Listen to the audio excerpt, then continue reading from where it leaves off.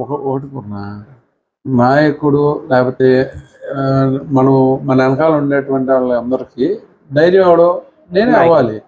So నేనే అధైర్యపడిపోయి ఇప్పుడు ఓటమి ఉంటుంది, ఓటమి చూసిన అది ఏం చేయాలి, ఆ ఓటమిని జీర్ణించుకోగలగాలి, నేను ఓటమిని భరించగలగాలి, భరించిన ఓటమిని తెలియకుండా వాళ్ళందరికీ మళ్ళీ నేను కంబ్యాక్ అవ్వాలి. అంతేగాని నీ మాలను పోయింది, ఆడి మాలను పోయింది, ఇది ఎట్ట అయింది, అది ఎట్ట అయింది, నేనే సహనాన్ని కోల్పోయాను అనుకో, తల దారి అవుతాం. అసలు అది నా కంట్రోల్లో ప్రాణంగా ఇది జరగదు. అట్టండి నేను ఎంత కష్టాన్ని చెప్పినంత ఈజీగా మూడ్ అనేది చాలా కష్టం. అసలు ఇగో మానవుడికి ఎవరికైనా సరే ఒక బాధను భరించడం అసాధ్యం.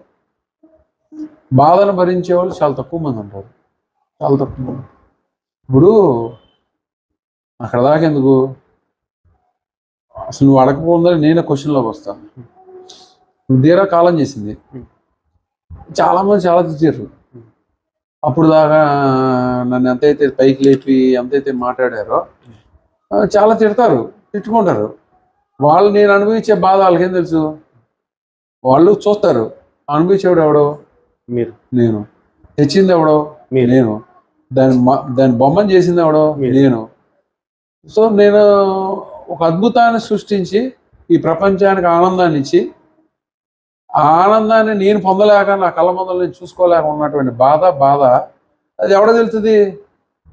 ఏదో అజ్ఞానులు అవ్వచ్చు, లేకపోతే అవివేకవంతులు అవ్వచ్చు, ఏమీ తెలియనటువంటి వాళ్ళు కొంతమంది కొన్ని కామెంట్స్ చేస్తారు.